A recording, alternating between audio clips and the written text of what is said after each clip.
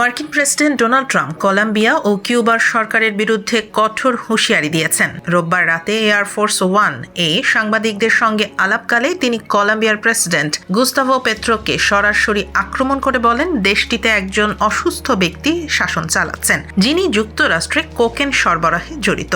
ট্রাম্পের মতে কলম্বিয়ার বর্তমান সরকার দীর্ঘ সময় ক্ষমতায় টিকে থাকতে পারবে না।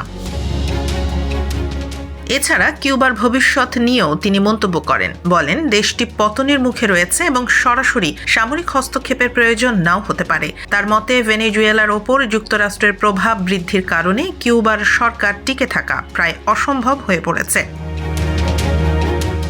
এর আগে মার্কিন এলিট ফোর্স ডেল্টা ফোর্স ভেনেজুয়েলার প্রেসিডেন্ট নিকোলাস মাদুরো ও তার স্ত্রীকে আটক করে নিউ ইয়র্কে নিয়ে এসেছে। ট্রাম্পের এই মন্তব্য লাতিন আমেরিকায় চরম আতঙ্ক ও অনিশ্চয়তা তৈরি করেছে। দেশগুলোতে মার্কিন প্রভাব বৃদ্ধির প্রেক্ষাপটে এই হুঁশিয়ারি ভূ রাজনৈতিক উত্তেজনা বাড়িয়েছে।